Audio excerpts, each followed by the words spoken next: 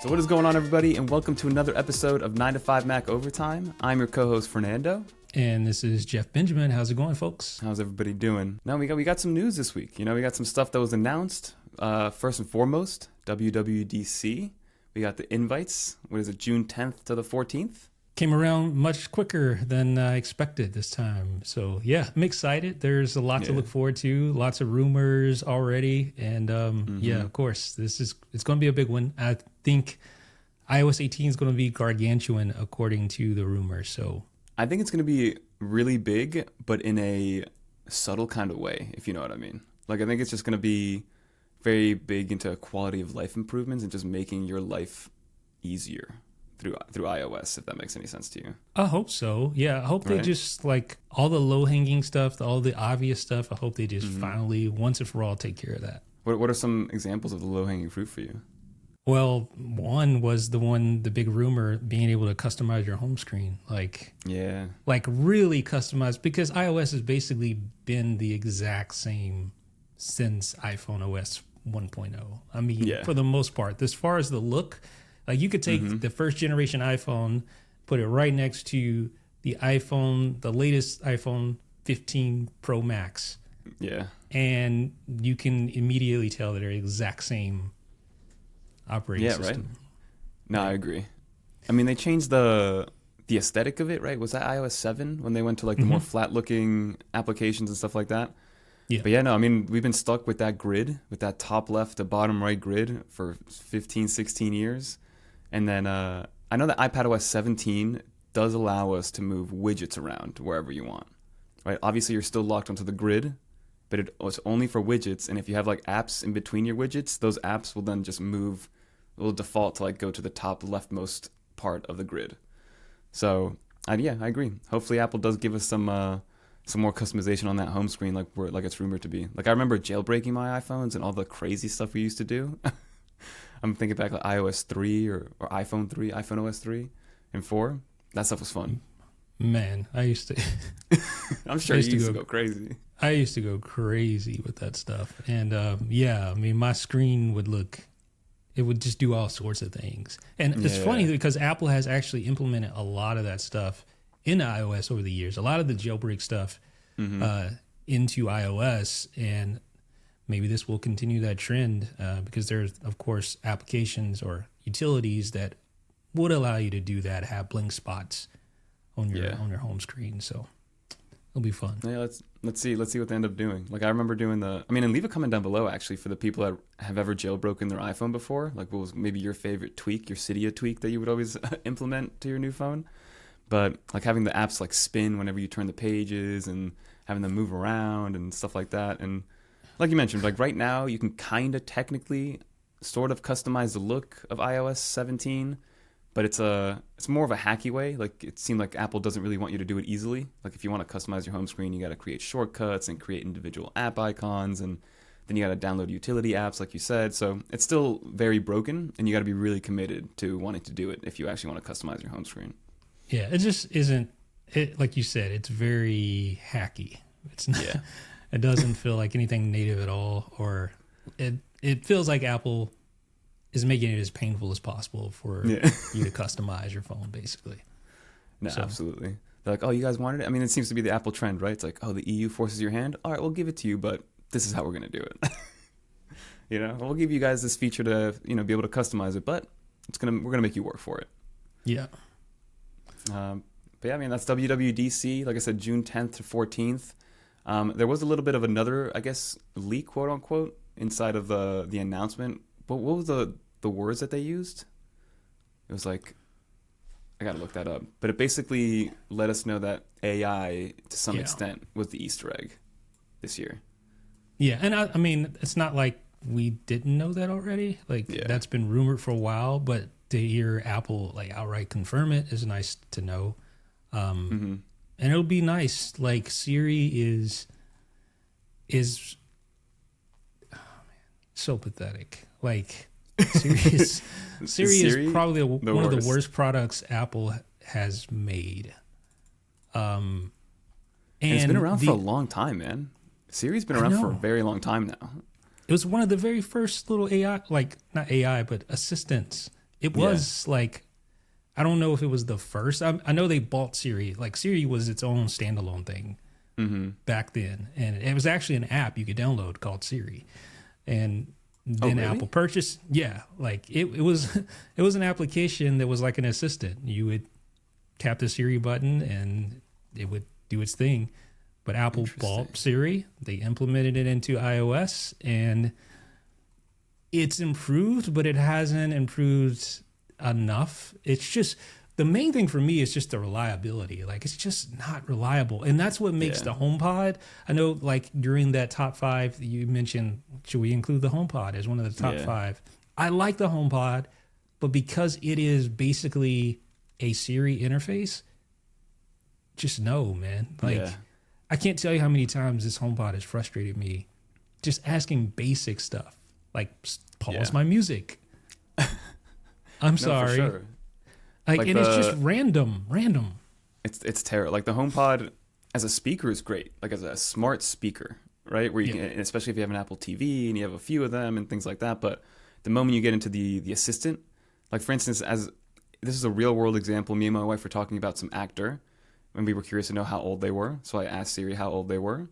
And then I tried to continue. It was like, oh, let me test this out. Like, tried to continue the conversation with Siri, saying, how many kids does that actor have? And Siri just got lost. Siri had no idea what to do with that request. And I was like, okay, here we go. Versus, like, now you have, like Google, you can have a full conversation for, like, 15 minutes with Google Assistant if you want to. So I definitely think Apple's got to step up the game a little bit. Yeah, and that was something they just, I mean, that's a new iOS 17 feature, being able to continue your conversation. Yeah. And it's like, it works, but it's, to me, it's just the basics. Like for instance, at nighttime, I like to listen to thunderstorms, right? Okay. So I will say, some hey, white noise. So I say, play thunderstorm sounds and on repeat. Sometimes it'll do it, and then sometimes it acts like this. It's never heard that command before. It's just like, I'm sorry, I don't know what you mean. It's like I say the same thing literally every night. How's this? How are you getting this wrong? Like, anyway, and there's like background sounds built in natively to iOS already, to the Apple ecosystem. So like it should know like exactly what you want and how often you want it, and things like that. Those are comparatively trash. Yeah, in my opinion. For sure. Like there's an actual like if you look at my top albums, Thunderstorm Sounds is all the way. Like it's the number one thing played every single year. Like, you know, that little wrap up. It's That's Thunderstorm funny. Sounds. All the tracks of Thunderstorm Sounds album is just like at the top. I guess that just speaks to my age. No, I feel you. I mean, I'm not doing I guess I'm essentially doing white noise, a little bit of a tangent, but you know those like YouTube videos where it's 3 hours on a loop and it's like in the Aspen Mountains with snow falling and it's like dark and you're like at a fireplace and yes, there is sound. Like that's essentially what I fall asleep to, just like on the TV. Okay. Yeah. Same vibe. HomePods are good for that. I like a little visual. Yeah.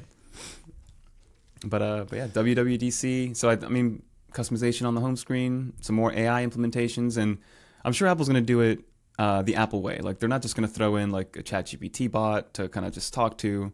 They're going to somehow integrate it so it's very useful for us, and it's not just kind of like a taped on feature that nobody's going to ever use, you know? At least that's how I expect it to be used.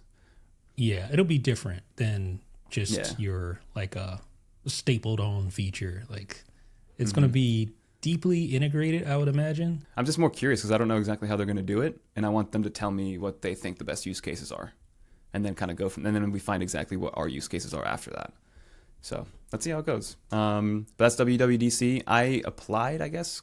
Last year I applied. They didn't give me the invitation. This year I applied again. Let's see if they give it to me. I don't know if you did. I did not. Yeah. You did not? I did not. Interesting. Yeah. Are you surprised? I'm not surprised. Yeah, I've never been to WWDC. No, I mean, me either. So I definitely want to do it once in my lifetime. I mean, I feel like, you know, this could be the time, hopefully. But let's see. I just feel like I would be frustrated if I went there because I'm there and then iOS comes out and I just want to play with iOS. I don't care about That's so true. Like I just want to be here to tinker. Like I don't want to going workshops. And I feel like it'd be like a high stress situation, you know? Like you're there, you're learning about things that's like coming on, but then you got to like tweet about it or write about it or take notes about it. I can't handle that. Like Yeah. I know myself well enough to know, like, in live situations, I just, I don't know if it's like the ADHD or what, but it's almost like I freeze, man. I just can't handle that sort of thing, that sort of environment, to where I'm hearing all this new information and I just want to do so many things with it, but I can't.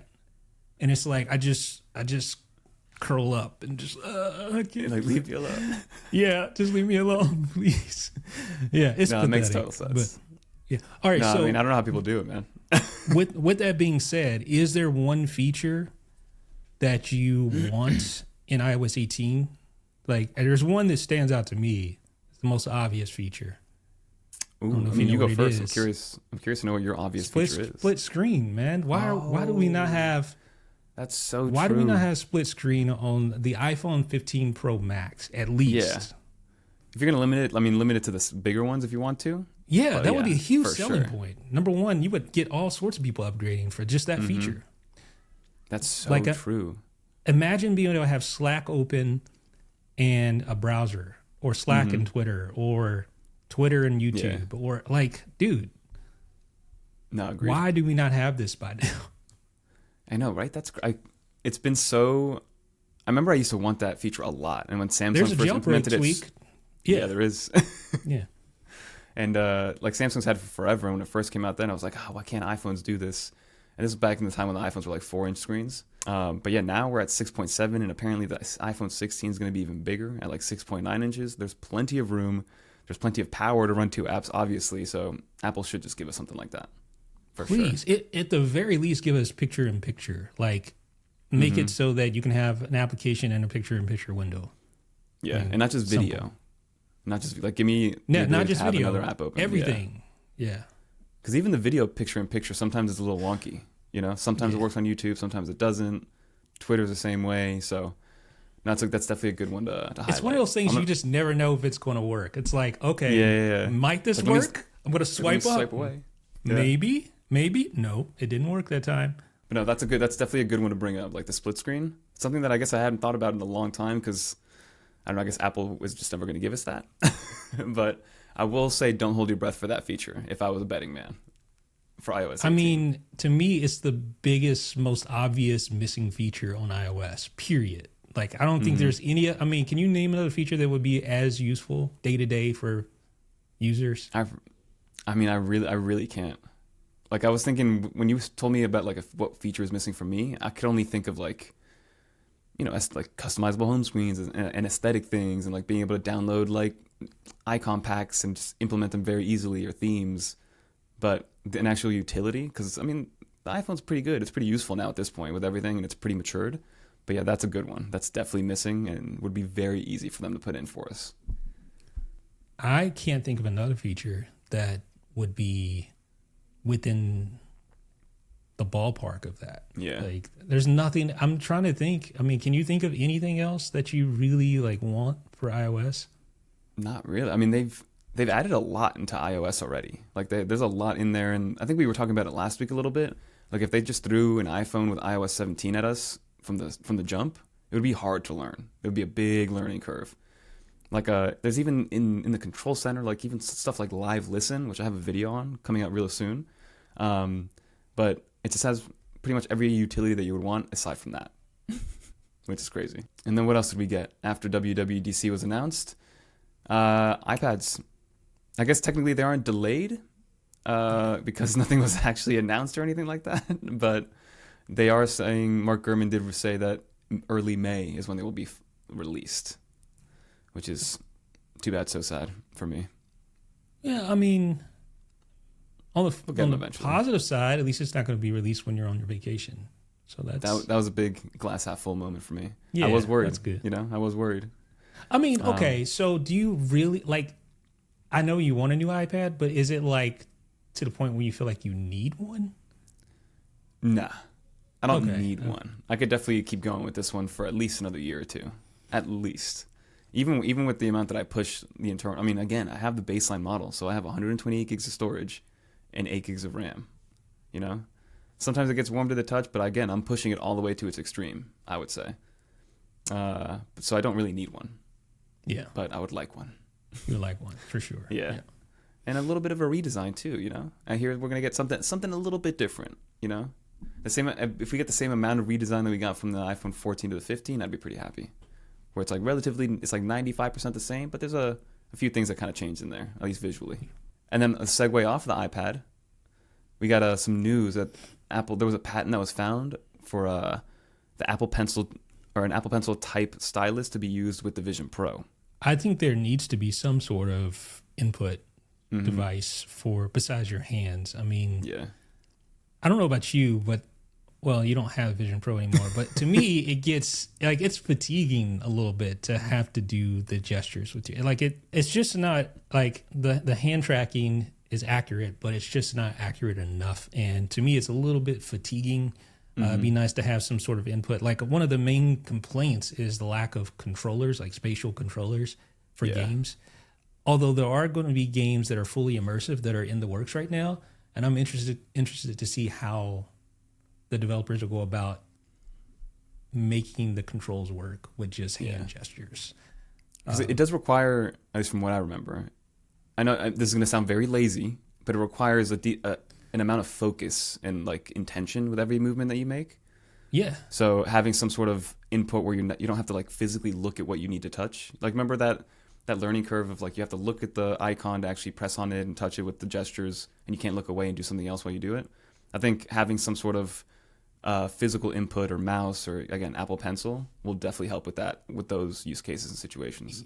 It's fatiguing. It's like you said, intention, and it's just MKBHD did a great job of explaining like he mentioned it takes up added brain cycles, and that's the perfect it literally is the perfect explanation for why the Vision Pro can be a little fatiguing. Is because it does, like there's an extra clock cycle that your brain has to remember to coordinate with your eyes, right?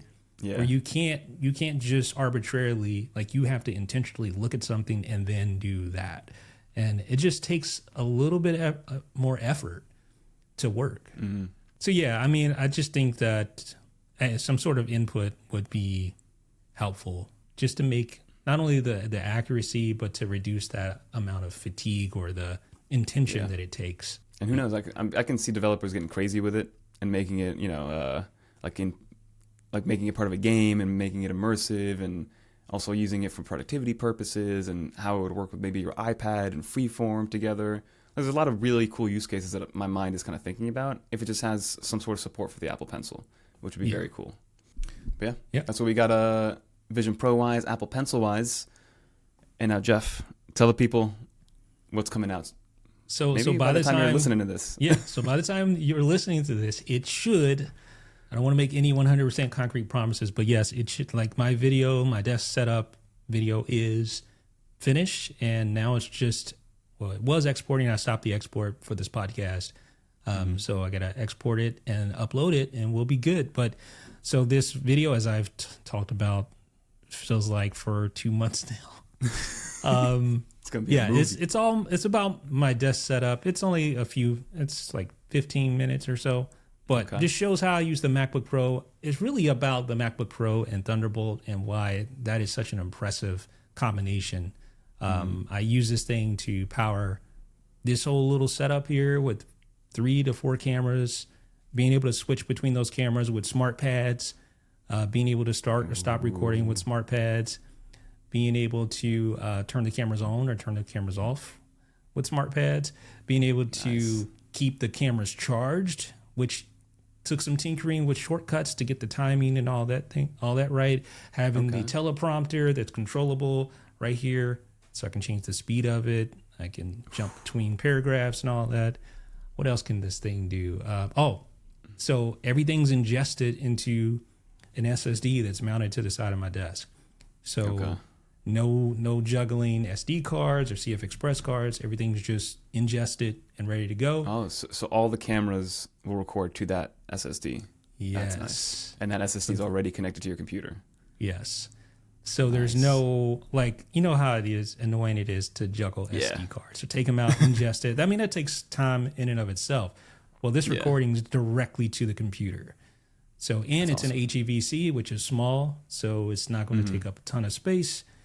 And then, like I said, there's no batteries to juggle. So the cameras are mounted. I got one overhead camera right above my desk. And I don't know, I probably shouldn't do this, but yeah, so you can see. Testing it live. Ooh. Yeah, testing it live. So you can see that overhead camera. I have my desk camera, which gives me like, this is probably a really bad idea, but this gives me like, if I'm doing an unboxing or something, I can really go and show. Well, it's not in focus right now for some reason.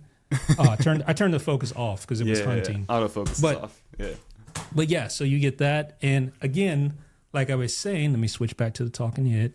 So I have this smart pad down here, and I can press this button. Bam, bam, bam, bam, Dang. bam, bam, bam, bam, like that. That blank one was this camera over here that's not turned on. So okay. I just realized that my oh well.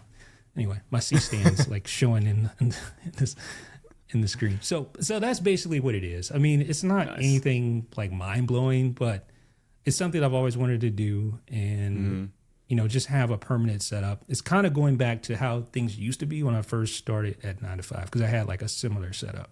Okay. So the goal, I guess the way I can explain it is, okay, so talk to me. I feel like that productivity wise, it's hard to be productive when the machine that makes the car isn't fully assembled. Does that make sense? Like, no, absolutely.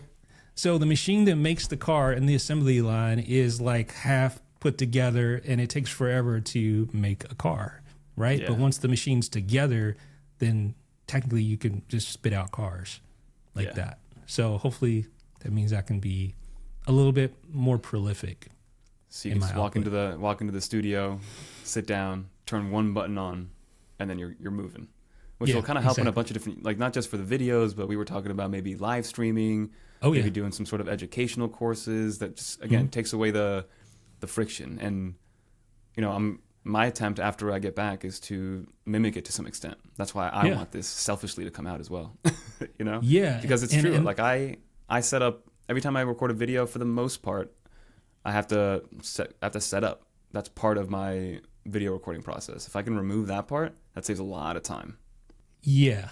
Now the catch is, and I don't want to make this too long, the catch is not getting so like me, my failure in this whole thing was, number one, I just take forever to do anything. But number two is like you get so into the tinkering aspect that you miss the main point. The main point is to get stuff done, right? Like it's not to build up a system. The system is just it's just a part. It's not like, so it's just like maintaining balance in like, cause you can take this thing into extremes if you really wanted to. And I just try to not do that and you can tinker on that thing forever as well. Like I'm sure it's one of those things that will just be like 95% done always, you know? Yeah. And you can always add more, remove some, upgrade, evolve it. So I'm glad that it's finally coming out, because it's going to, you know, allow people to see, it kind of like takes the covers off and allows people to see exactly what's going on back there. Yeah. Now I did have one question. Sure. Are you going to get into the financials of it all? Like, it actually isn't that much. Like the most expensive thing was the cameras, and two of the cameras I got like dirt cheap. Yeah. And then one of the cameras I bought on sale, and then another one I got used. Okay. So that was the most expensive part. Mm-hmm. Everything else, though, like I had all the HDMI cables, and there's like tons of cable routed. I've had all the stands already. I've had the monitor. I had the MacBook, obviously. I had the tripod, the mounts, the lights. Like literally the only thing. So I guess you could say the Rodecaster Duo is another cost. Decent expense, yeah. Yeah. But so outside of that. Outside of that, man, I mean, it really wasn't that much. Yeah. Now, Nice. I don't recommend that people go out and necessarily like go and buy 3 cameras or whatever, Yeah. but you can get cameras cheap nowadays and basically do the same thing. I mean, it's not, yeah. So anyway, it'll be interesting to beautiful. see. I'm ready for it, for sure. So But I don't hopefully, want to like set expectations too high either, because it's not really that special. Like it really ain't. Like it just took me forever to do it, but it's not. It's not that like people will probably watch it and be like, oh, Mike, why is he hyping that up? Like, no. We'll set the expectations correctly, but it's something that I've been wanting to see, and we're excited to see exactly what Jeff's been cooking up. You know? Yeah, cool. And then it'll unlock you to hopefully get that Vision Pro stuff out and just a bunch of other stuff that I know that that's been in the works. You know? Yeah, I can't wait to get back to just doing reviews. Like someone posted that review of the Keychron keyboard that I did, like in Slack, and I was just watching that. I'm like, man, that was kind of fun. Like I just remember doing those things, and it's like I need to get back to that for real. Oh, that was me. And I put that up. Oh, that was you? About the Keychron. Yeah. That's so funny. But yeah, man. So definitely go watch that. If you guys want to finish this episode, but then head over there, go for it, because it'll be a fun one for sure. And then to kind of round off the day, since I am going, on vacation for a little while, I kind of wanted to do a little segment where maybe we talk about 3 things that you bring with you at all times when traveling. And I figured we could do a couple tech ones, maybe one that isn't tech related to get the people to engage a little bit and see maybe what they also bring with them, like some must-haves. And to paint the picture, I'm going on like a tourist vacation. You know what I mean? I'm going to sightseeing. I'm going to walk around all day. I'm not going to go sit at a beach all day and things like that. But that's a picture that I'm painting and the type of vacation we're going on. So Okay. I'll go first. When it comes to any time on a plane, maybe this is a cop-out, but I bring my AirPods no matter what. Obviously. You gotta. Like anytime existing, I bring my AirPods. Like, I know. I said we shouldn't talk about like the iPhone, the iPad, and things like that. So we're not talking about computers, but the AirPods are just something that I bring with me everywhere at all times. And even for something that's such a small form factor, and people say like, "Oh, I have my airplane headphones." Like I got these. Where are they? These Bose QCs, like the QC Bose. Like these are like the airplane headphones, right? But yeah, I still just default to the AirPods because they're easy to carry. They fit anywhere. They charge up real quickly. And the noise cancellation maybe is not as good as these, but it's like 95% as good, in my opinion. Yeah. Shure Ionics 50s. These are good noise cancellation as well. And no, I will not be taking those on a plane. Yeah, exactly. So that's definitely my number one tech item that I bring with me. Whether it is just a day trip or, a week-long vacation. You got to bring it for any type of travel. Yeah, What do you that got? would be my number one as well. Like, Yeah. I would choose that, no doubt. My other, and this is a new one. It's a new addition to the travel package. Apple Vision Pro. I will be taking that on the plane, and I will be shamelessly using it on the plane when I go to NAB. No. So yeah. Dang. I know. I saw a tweet the other day by, who was it? Maybe Ian Zelbo? Where he brought his Vision Pro with him on a plane, but he couldn't take it out and put it on. He just couldn't do it. I could not care less. I am like, in that aspect, like it's different no to shame. take it out. No shame. On the airplane, I have no shame about anything, basically. Yeah. There's very Like little shame. everybody's on a mission. Everybody's just trying to get from point A to point B. Don't bother me, And that's Exactly. the like how people put their headphones in just so like other people don't talk to them. I feel like the Vision Pro is going to be the ultimate version of that.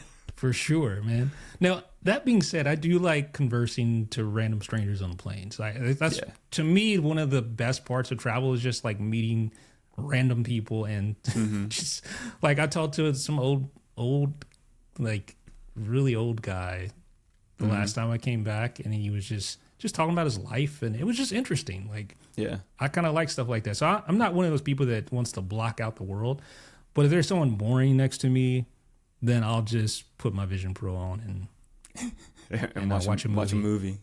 Yeah. Damn, that's gonna be crazy. Yeah, that's gonna be the best. I mean, I keep thinking like the Vision Pro on an airplane is probably the best use case. 200-inch screen right in front of your face, fully immersed. You forget you're on an Like, you airplane. could be in the worst economy seat and feel like, Spirit Airlines all the way in the back. hey, you know what? I mean, technically, the Vision Pro is a good investment just for that alone.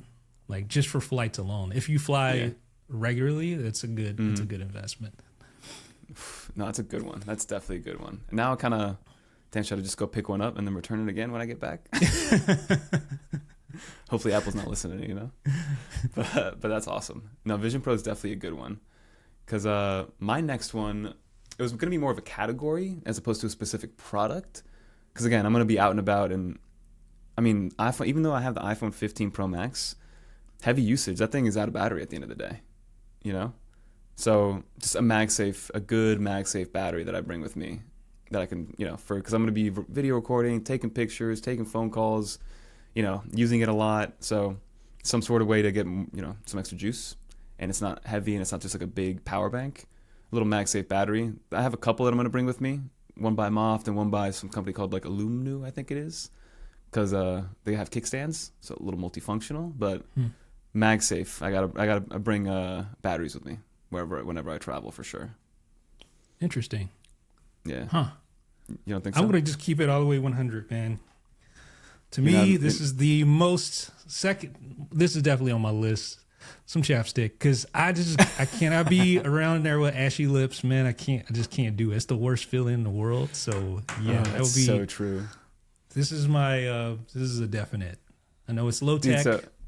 Yeah, for sure. I mean, I was gonna say like a lotion chapstick also, but I'll think of something else, because I do carry chapstick on me at all times. All times, especially this time of year. Yeah. Right now, where it's still kind of cold, it's still dry before the summertime, before humidity. You know, definitely chapstick always in the back pocket. This, AirPods, and Vision Pro. That's all I need. I'm good. But let me think of another non-techie item that I bring with me at all times. I had one on the tip of my tongue before you said chapstick. I guess I could, maybe the toothbrush that I have, but nah. Because it's one of those like smart toothbrushes that's almost too techie. But I guess let's stick with the chapstick. Chapstick, because I do always have it with me. I bring my chapstick more so than I bring my wallet, because I already have Apple Wallet, you know. So question is, what brand though? Because this is not what I would normally. I don't normally use Carmex. I use Burt's Bees. That's usually my go-to. But this is just something I picked up at a gas station because I was desperate one day. So I usually don't go with the stick. I get the little Vaseline tub. Oh, and I have them in multiple different sizes. I have the Costco wholesale size one, and then I got the mini one that goes in the backpack sleeve, you know. So I use. I mean, Vaseline, as weird as it is, I mean, it gets the job done, you know. Yeah, for sure. Burt's Bees, man. So that's my go-to. This is my backup, and I have another backup in there. Like I got these things in strategic places all around the house and in my car. All of a sudden, my lips are drying up. That's funny. But yeah, so AirPods, some sort of battery that doesn't weigh down the whole pack or bring my pants down while I'm walking around, and then some chapstick. So not peppermint mints. That's what I was gonna say. Like, I like to carry just minty cough drops on me, not for coughing, but just because after I eat, I like to take something really minty, help me digest my food. So I always have a couple cough drops like in my pocket. That makes whenever sense. I'm walking around. That's what it was. That's what was on the tip of my tongue. But yeah, Makes a lot of chapstick and cough sense. drops. Yeah, that's funny. So let us know. I mean, if you guys have some other ones that you bring with you, again, we're keeping it kind of subtle. Obviously, don't mention your iPhone, your cell phone, or whatever. But leave some down below. I'm curious to know what people are walking around in their pockets with, you know? Yeah, especially I when want they're to step my traveling and game not up. around their house. Yeah, like if there's something out there that you know that I don't, let me know. Absolutely. But I mean, that's pretty much all we had for today's show. I mean, Jeff, take us home, man. I'm excited. Yeah, so we will be back next week with a special guest, hopefully. Wish Fernando a safe travels, and be sure to subscribe to Overtime on the podcast app, Apple Podcasts, Spotify, everywhere podcast are listened to, and subscribe to YouTube as well. Yeah. And too bad, so sad for Google Podcasting dying, the app, for those people that for some reason were still using it. Oh, yeah. I don't know if you saw that in the news. I didn't. Google killing another application, and it's the Google Podcast app. Interesting, right? Yeah. But hey, another one bites the dust.